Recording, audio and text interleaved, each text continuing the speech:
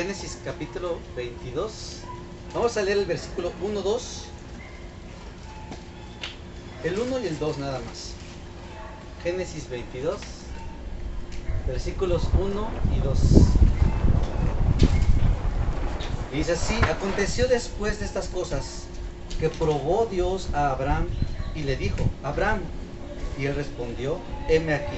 Y dijo: toma ahora tu hijo, tu único, Isaac, a quien amas, y vete a tierra de Moriah y ofrécelo allí en holocausto sobre uno de los montes que yo te diré.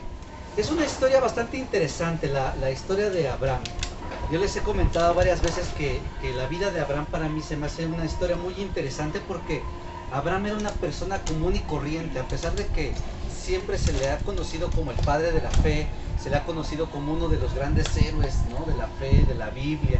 En realidad estaba lleno de errores, estaba lleno de malas decisiones, estaba lleno de tanta humanidad, de tanta naturaleza, que nos podemos muchas veces sentir identificados con esta persona, porque no es alguien que tuviera algún don extraordinario, ¿no? Es como, por ejemplo, el profeta Elías, que oraba a Dios y descendía fuego del cielo, o no es como los profetas, o como los que hoy tienen dones no extraordinarios, que ponen su mano y liberan personas de demonios, o liberan a los demonios de las personas, ¿no?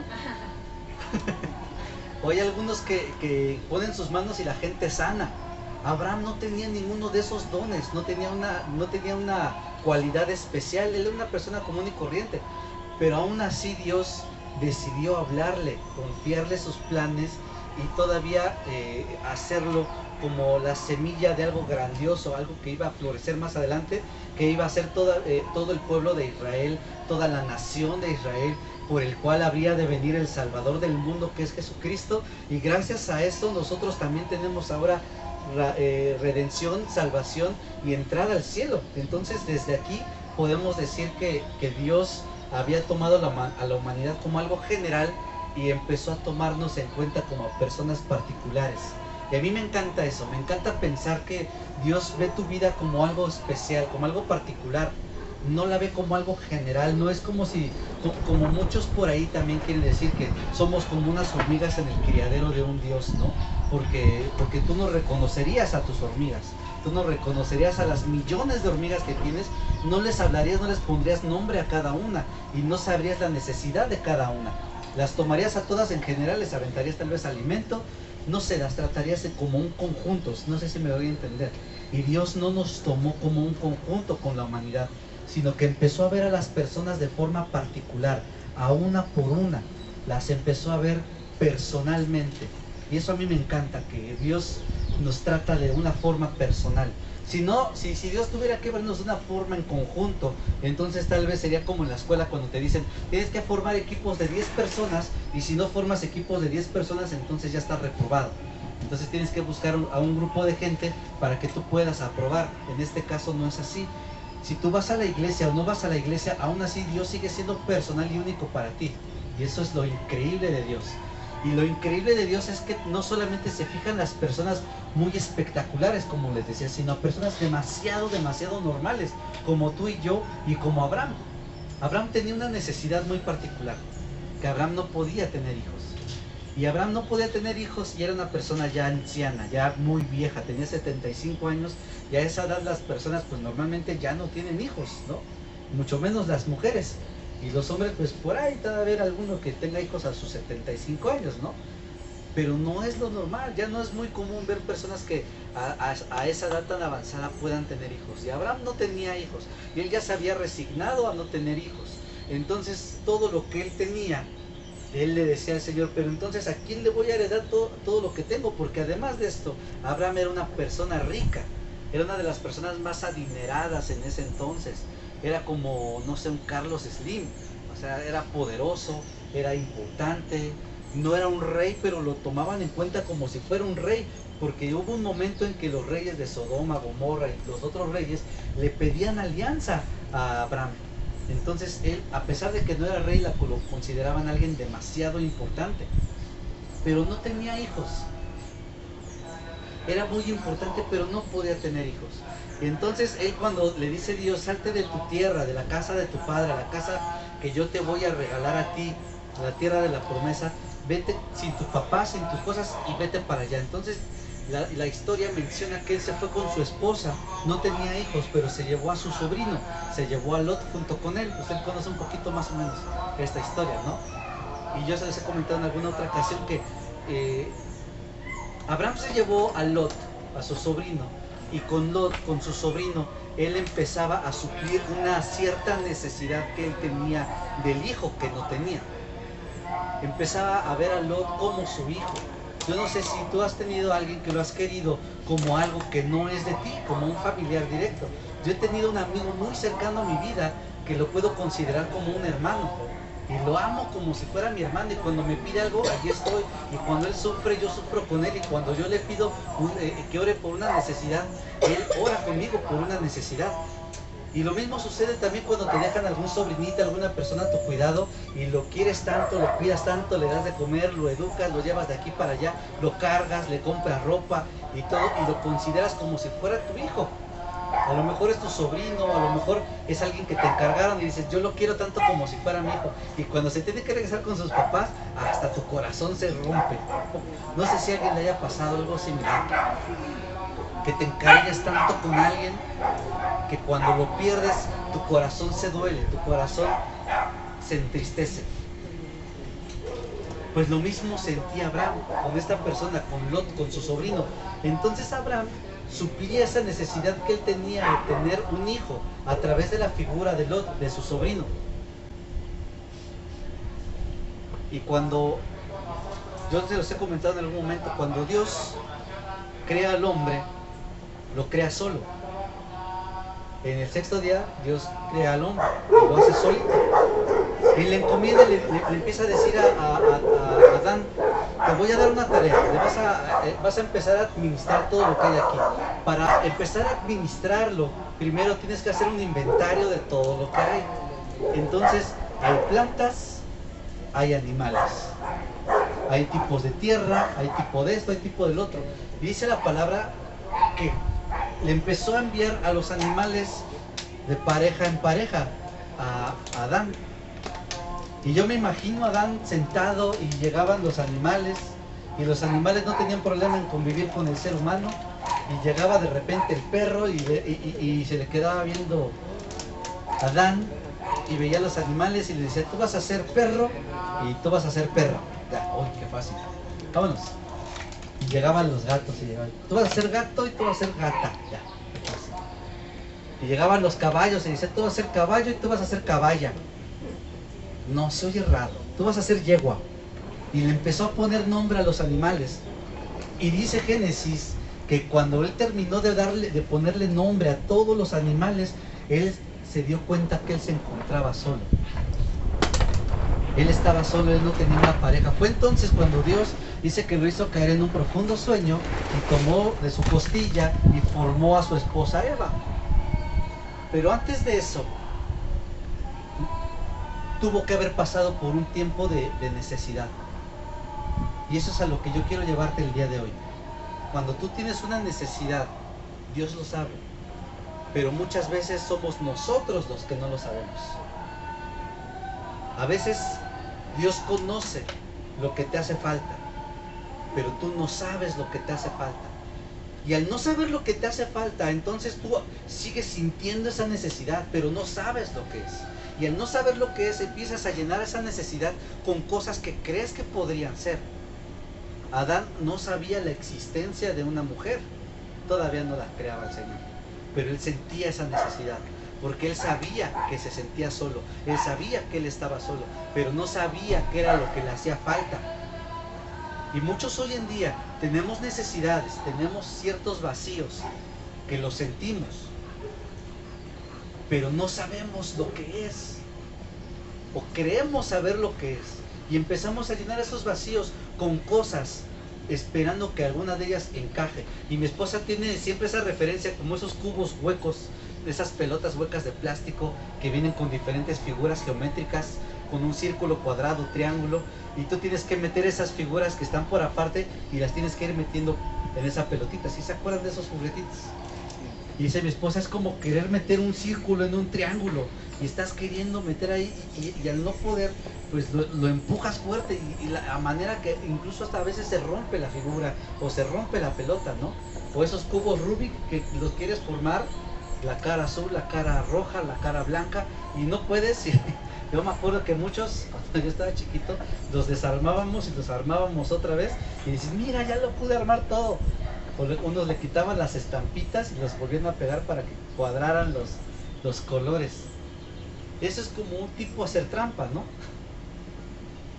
Y a veces nosotros como que le queremos hacer trampa a Dios, como que queremos suplir la necesidad que nosotros a veces, cuando sabemos cuál es la necesidad, nos hacemos los locos y decimos, no, como que sé que mi necesidad es un poco de Dios, pero no, voy a tratar de llenar este vacío, esta necesidad con otra cosa. Y nos empezamos, primero tratamos de agotar todas las posibilidades de que llenen estos vacíos de una forma humana, de una forma carnal. Y cuando tenemos necesidad, no sé qué necesidad puede ser, pero yo voy a poner un ejemplo muy rápido. A veces tenemos una necesidad de afecto, de cariño, nos sentimos solos, sentimos cierta soledad. A veces una persona que lo dejó su esposo porque el esposo se fue con otra y ella dice, híjole, si esa es la persona que más me amaba, que juró amor eterno, que dijo que íbamos a estar juntos hasta que la muerte nos separe, se fue por otra. Entonces, ¿qué hice yo? Ahora me siento sola, me siento triste y me siento abandonada. Y esa soledad, esa tristeza, dicen, a lo mejor lo que realmente había es que no era amor, solamente era un cierto afecto, era un cariño, era una tradición, era una costumbre, nos acostumbramos a vivir juntos, pero en realidad no había amor. Y de repente llega alguien y se sube al camión y le da el asiento. Siéntese. Ay, qué amable, muchas gracias.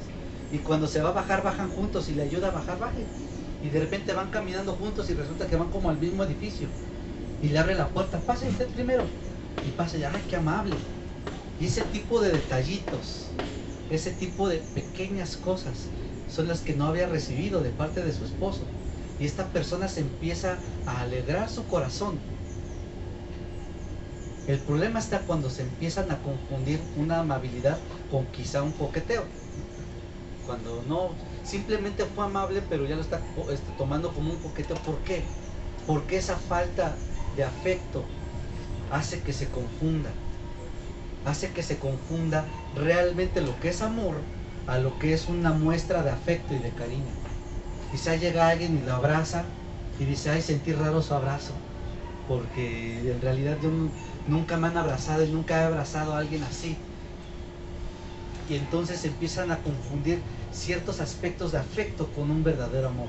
Entonces se confunden y por ahí dicen, hay un dicho popular que dice que el que no conoce a Dios, a cualquier santo se le hinca. Entonces esta persona se enamoró de aquel que la trató bien. Y la otra persona nada más fueron gestos de amabilidad, pero la otra persona ya está enamorada de él y ya quiere pasar más tiempo con él, ya se lo quiere encontrar, ya desea pasar tiempo con esa persona, aunque en realidad esa persona pues lo único que tuvo fueron gestos. Y esa falta, esa carencia de cariño, de afecto, lo está queriendo conseguir a través de la amabilidad de otras personas. Ahora sí ya me estoy dando a entender un poquito. Cuando nosotros tenemos la necesidad de Dios, empezamos a buscar esas carencias o llenar esas carencias a través de otro tipo de prácticas. ¿Cuál es nuestra práctica más común para encontrarnos con Dios? La oración.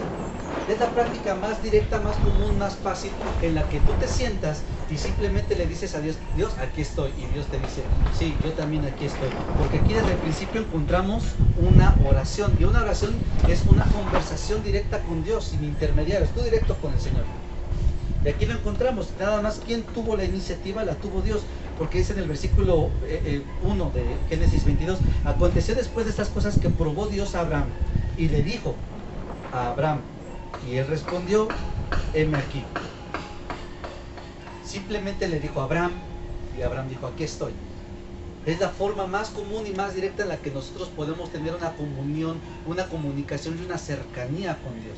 Pero muchas veces esas cosas nos separan de Dios al no darnos cuenta o al no querer darnos cuenta que esa es la forma más directa. Y le queremos dar la vuelta como si fuera una glorieta. Aquí está el Señor y lo que hacemos nosotros es le damos toda la vuelta a la glorieta para ver si por otro medio nos puede hablar el Señor. Entonces, lo primero que hacemos es, pues buscamos a otra persona que nos pueda decir algo de Dios. O luego le prendemos a la tele o al internet y esperamos encontrar una predicación que nos hable acerca de Dios. O ponemos unas alabanzas y cantamos y esperamos que esas alabanzas nos llenen del Espíritu Santo de Dios. No me confundan, todas esas prácticas son buenas. Pero si queremos algo directo, algo concreto de que yo quiero encontrarme hoy con Dios, lo más directo es una oración. ¿Para qué le damos tanta vuelta? Voy a ir a la iglesia a ver si hoy el pastor tiene algo que decirme. A ver si Dios hoy me habla a través del pastor. A ver si hoy Dios me habla a través de... Voy a leer la Biblia y prácticamente agarramos y jugamos al tiro al blanco. Le hacemos a la Biblia y aquí ponemos el dedazo. Y leemos, ¿no? No sé, y yo te desecho de mi presencia. Ay, Señor. Y queremos que Dios nos hable por diferentes formas. Nuestra carencia de Dios solamente se llena con Dios. Amén. Nuestra carencia de Dios se llena a través de la comunión con Dios. Nuestra carencia de Dios solamente puede ser llenada a través de Dios y no de otras cosas. Las otras cosas complementan nuestra relación con Dios. La relación con mi esposa es mi relación con mi esposa y yo la tengo muy directa con ella y yo hablo con ella, platico con ella. Las otras cosas que podemos tener a nuestro alrededor nos complementan solamente. El que pongamos una película en la televisión y nos sentamos juntos, pongamos un café, unas palomitas y juntitos nos pongamos a ver la televisión, que es un tiempo de comunión entre ella y yo. La comunión no es la película, la comunión no son las palomitas, esos son complementos. Si tú pones una alabanza y tú te la aprendes de memoria y la cantas con toda tu pasión y todo, pero no incluyes al Espíritu Santo allí, entonces no hay relación. Yo puedo ver la misma película en un extremo del sillón y mi esposa en el otro extremo del sillón y no nos hablamos en todo el día y estamos enojados, no hay comunión allí. Esos son complementos. Pero nuestra necesidad de Dios solamente se llena con Dios. Abraham tenía una necesidad muy grande. Tenía la necesidad de tener un hijo. Una necesidad que solamente Dios le podía dar. Y Dios se la concedió. Después de cierto tiempo, Dios le concedió tener un hijo. Y fue algo grandioso porque era el deseo, era el anhelo de su corazón. Era lo que él más quería en el mundo. Tener un hijo. Tener un hijo, y yo no sé si alguna vez tú has deseado tanto en la vida que cuando lo tienes brincas de alegría. Yo no sé cómo se sintieron los aficionados del Cruz Azul, que después de cuántos años que ganó el equipo, todos empezaron a gritar y empezaron a hacer grande fiesta, y de repente ves la Copa del Mundo cuando gana el equipo, todos están ahí brincando y se van al Ángel de la Independencia cuando México gana. Yo no sé si tú has tenido algún día alguna pasión de esa magnitud en la que tengas que gritar, festejar cuando por fin lograste algo que con tanto anhelo estabas buscando en tu corazón. Abraham estaba recibiendo esa promesa de parte de Dios, estaba viendo que Dios es fiel y estaba viendo cómo se materializaba la promesa de Dios para él, y él estaba contentísimo por tener algo que por fin él tenía. Él no esperó solamente los 75 años de vida que tenía, sino esperó 100 años de vida prácticamente, y dice la palabra que su cuerpo ya estaba prácticamente muerto. Y él tuvo un hijo, el padre, a sus tantos años, ya prácticamente a la edad de abuelo, él apenas estaba empezando a ser padre, y él no le importaba. Y yo me imagino a Abraham llevando a su hijo a la escuela, viejillo, y con su hijo chiquito, con su mochilita y con su lunch ahí, comprándole afuera de la primaria. Hijo, acá toma tu lunch, me da un lunch para mi hijo. Se lo daba y le daba a su vecino. Órale bien, mijito, ahora yo vengo por ti. Y ve cómo se va. Tú has llorado cuando tu hijo se fue por primera vez a la escuela. Abraham lloraba, sus ojos se derramaban lágrimas y él decía, mi hijo está creciendo, la promesa de Dios está desarrollándose. Y regresa por su hijo y le compra un dulce y vente, vámonos a la casa, mi amorcito. Y llega y lo pone en la casa y juega con él a la pelota y se lo lleva a pasear, se lo lleva al Cerro de la Estrella, se lo lleva a Cuemanco, se lo lleva al cine, se lo lleva a todos lados. Es su pasión, nadie lo contiene, él no se puede quedar callado. Es el amor de su vida, el hijo que tanto él estaba esperando. Y de repente en el versículo 20, en el versículo 2, Dios le habla a Abraham una oración, y Abraham está agradecido con Dios porque ve la promesa en su vida. Y llega Dios y le habla a Abraham, y Abraham, contentísimo por su hijo, le dice: Dios, aquí estoy. No lo piensa dos veces. No es como, no es como ¿cómo se llamaba? Samuel, que le hablaba y él decía como que oigo una voz, ¿quién será? Y sabes, el medio loco, ¿no? Es Dios, ay, quién sabe quién será. No, a la primera Abraham contesta, le dice a Abraham, y dice: aquí estoy, Señor, estoy contentísimo, gracias por la promesa, gracias porque has sido bueno conmigo, todo lo que prometiste se está cumpliendo, mi corazón no puede estar más agradecido contigo. Y en el versículo 2, Dios le dice, Dios, y dijo: toma ahora tu hijo, tu único, Isaac, a quien amas, y vete a tierra de Moriah y ofrécelo allí en holocausto sobre uno de los montes que yo te diré. Y se queda Abraham así. ¿Cómo? No entiendo. Yo creo que ahí Abraham le tuvo que haber dicho: Señor, ¿me puedes repetir lo que acabas de decir, por favor? Sí, que agarres a tu hijo, a tu único, a Isaac, a quien amas, y vete a tierra de Moriah y ofrécelo allí en holocausto sobre uno de los montes que yo te diré. Entonces él dijo: no entiendo, tú me lo habías dado a mí, no entiendo tanto trabajo que me costó 25 años de mi vida estar esperando esto. Hay veces en los que tú oras 2 días y ya te desanimaste. Él esperó 25 años y por fin ya lo tenía en su vida, ya lo tenía en sus brazos. Él lo abrazaba y lo amaba. Y un día le dijo Dios: tienes que ofrecerlo, tienes que sacrificarlo. No entiendo, Dios, ¿por qué ahora me estás pidiendo que yo mismo, que tanto he amado? En el versículo 3 dice: y Abraham se levantó muy de mañana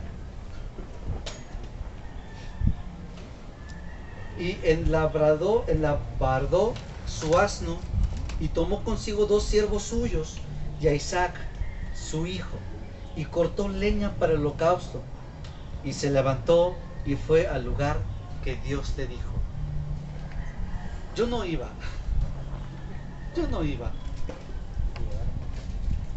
Si de repente Dios me dijera: ¿sabes qué? Tienes que agarrar a tu hijo. Ahora imagínate a tu hijo. Tienes que llevártelo. Al más pequeñito. O a tu nieto, el más pequeñito. Tienes que agarrarlo y sacrificarlo. Vente, hijo, vámonos.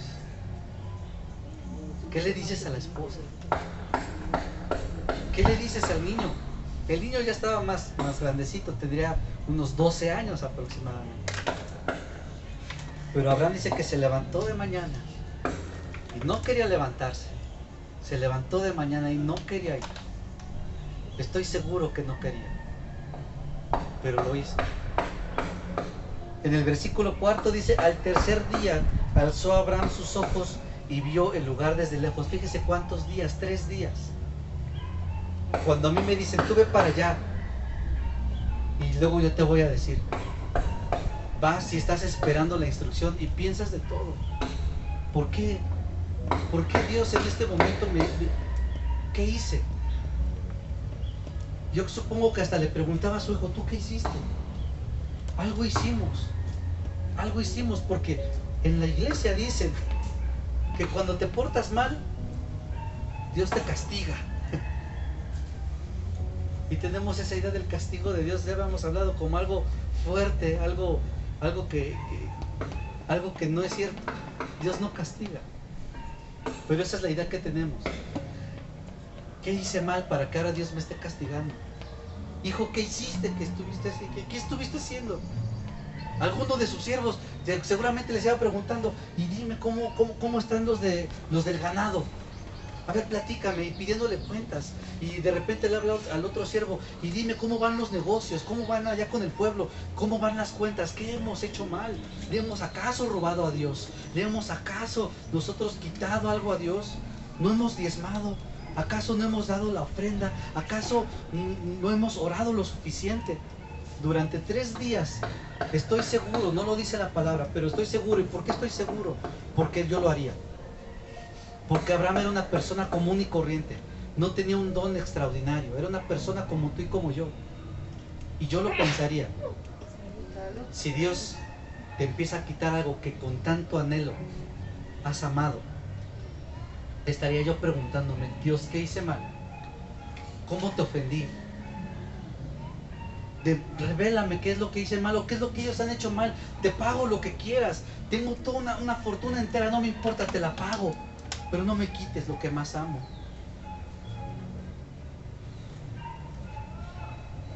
En el versículo 5 dice, entonces dijo Abraham a sus siervos, esperad aquí con el asno, y yo y el muchacho iremos hasta allá y adoraremos y volveremos a vosotros. Y tomó Abraham la leña del holocausto y la puso sobre Isaac su hijo, y él tomó en su mano el fuego y el cuchillo, y fueron ambos juntos. Y es aquí donde estoy también seguro que Abraham empezaba a recordar cuando su pequeño empezaba a dar los primeros pasos. Y él lo agarraba con sus dedos, y él agarraba con toda su manita sus dedos. Y empezaba a caminar el pequeño. Y lo llevaba a los brazos de su mamá, y el bebé con una sonrisa se abrazaba de su mamá. Y cuando le empezaba a dar de comer y le daba esas papillitas, y se las daba en su boquita, y el bebé todo se embarraba, y él lo limpiaba. Y él empieza a recordar cuando su hijo dijo su primer palabra, eso que él más amaba. Pero estaba muy aferrado a su bebé, tan aferrado a su bebé. Aquí no menciona que él estaba llorando, simplemente obedecía. Yo no sé si tú has tenido algo que has amado tanto, algo que tu corazón, simplemente el pensar que lo puedas perder, te puede romper, te puede hacer chiquito tu corazón, y que digas, no, puedo perder lo que sea, pero esto no. Abraham pensaba en una y otra vez en su hijo, y caminaba, y mientras más iba subiendo el monte, el anciano, sus rodillas ya no le daban para más, y él esperaba decir, sabes que ya no puedo. Él esperaba morirse primero subiendo el monte antes de poder ofrecer a su hijo en sacrificio. Si a ti ya te duelen las rodillas, me vas a entender cuando el Señor Abraham, el don Abraham, estaba subiendo el monte y sus rodillas ya no le daban, y de repente como que la presión se le estaba subiendo y ya se sentía bien cansado, y subiendo las piernas le temblaban y los brazos se les iban las fuerzas. Eso pensando en el rostro de su hijo. Él no quería ni siquiera voltear a ver a su hijo, y su hijo no entendía a qué iban.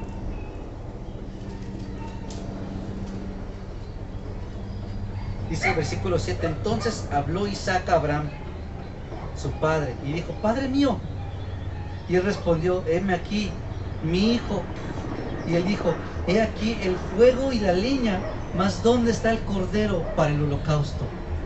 Ya estaba preparado todo, y su hijo todavía le pregunta, papá,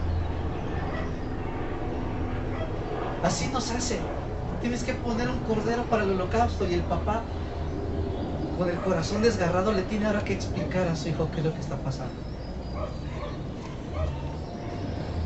Como el papá que le tiene que explicar a su hijo que tiene cáncer, que se va a morir. Como en esos tiempos de la pandemia, cuando de repente una persona la están intubando y tu corazón está pensando, se nos va a ir, se nos va a ir, se nos va a ir, se nos va a ir. Y oras a Dios, y oras a Dios, y en estos 3 días no se menciona que Dios le haya hablado a Abraham. De repente hubo un silencio de parte de Dios extraordinario, cuando eran tan amigos, cuando él dice que Abraham era amigo de Dios. De repente mi amigo me dejó de hablar. Yo supongo que Abraham volteaba al cielo no podía articular palabra alguna, pero él decía, explícale tú, por favor, porque yo no puedo hablar. Se le quebraba su voz, su garganta se le cerraba y no podía voltear y decirle a su muchacho cuáles eran los planes de Dios. Abraham amaba a su hijo y él estaba pensando, se me va mi pequeño. En el versículo 8 dice, y respondió Abraham y dice, Dios proveerá de un cordero para el holocausto, hijo mío. E iban juntos, no se separaban, quería los últimos momentos con su hijo, los quería atesorar al máximo. El versículo 9 dice, cuando llegaron al lugar que Dios le había dicho, edificó allí Abraham un altar y compuso la leña y ató a Isaac su hijo y lo puso en el altar sobre la leña.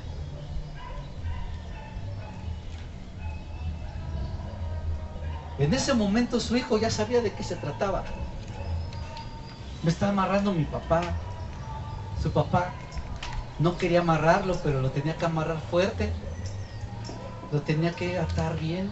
Tenía que colocar la leña y prepararlo todo.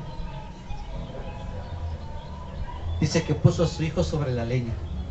Ahí en ese momento, cuando estás mirando los ojos de alguien que se te va y no quieres perderlo, y él dice, quiero recordar la última vez que miré sus ojos, quiero recordar la última vez que vi su rostro, quiero recordar la última palabra que hablamos.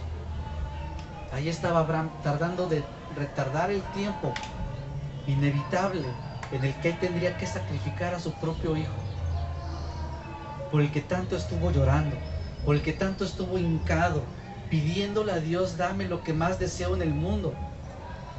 Yo no sé si Adán tuvo esa misma exageración, ese tal grado de amor, porque él no conocía que existía una mujer, pero sentía ese vacío, se sentía solo.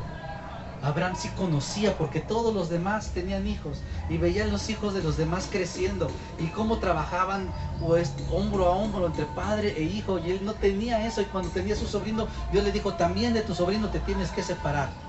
Y se separó y se quedó solo, y él empieza a pensar, yo no pude trabajar hombro a hombro con mi propio hijo, no, siempre no voy a tener a quien heredarle todo lo que tengo, ya no me importan mis pertenencias, me quedaría solo, me quedaría sin nada con tal de tener a mi hijo. Y se queda pensando en un momento más, y en el versículo 10 dice que extendió Abraham su mano y tomó el cuchillo para degollar a su hijo. Y el 11 dice, entonces el ángel de Jehová dio voces desde el cielo y dijo, Abraham, Abraham. Y él respondió, heme aquí. Y dijo, no extiendas tu mano sobre el muchacho, ni le hagas nada, porque ya conozco que temes a Dios, por cuanto no me rehusaste a tu hijo, tu único. Y en ese momento estoy seguro que Abraham aventó el cuchillo y dijo, sí, gracias Señor, gracias. Gracias. Lo que más ama. Entonces Abraham no fue corriendo a abrazar al ángel, él fue corriendo y abrazó a su hijo. Lo abrazó y lo besó, y su hijo estaba llorando, y él estaba llorando junto con su hijo, y los dos dijeron, ya pasó todo. Y temblando los dos, temblando de los nervios, temblando del estrés, él tuvo que desprenderse de él. Y con tanto amor yo le preguntaba al Señor, Señor, entonces ¿por qué le diste algo que le ibas a quitar? Y a mí lo que Dios me mostraba era que él estaba más apegado a su hijo que a Dios. Él empezó a amar la promesa de Dios y no estaba amando al Dios de las promesas. Y cuando Dios te da algo y tú lo amas con todo tu corazón, Dios quiere que disfrutes aquello que Él te lo dio. Él te dio una promesa, no te la dio simplemente para ver qué hacías con esto, te lo dio porque Él conoce tu corazón, Él conoce cuánto lo anhelas, cuánto lo extrañas, aunque no lo tengas, y te lo da. Pero Dios no quiere que ames la promesa, quiere que ames a Dios. Abraham entendió a Dios, y Jesús muchos años después, justamente en este monte Moriah, muchos años después, el rey David compró ese mismo lugar, ese mismo monte, lo compró David, el rey David, y edificó allí el tabernáculo. Y años más tarde, todavía un poquitos años más tarde, Jesús, cuando caminó en la tierra, en ese mismo monte, Cristo fue crucificado. Y no por nada Jesús decía: Abraham vio este día y se alegró. Abraham vio este día y se alegró, porque Abraham entendía lo que era sacrificar a su hijo, a su único, a su amado. Abraham lo entendía. Abraham entendió el corazón de Dios cuando Jesús fue crucificado. Justamente en ese monte fue crucificado, porque desde allí Jesús tenía la mirada en todo el pueblo, y todo el pueblo podía tener la mirada en Cristo. Y Abraham vio ese día y se alegró.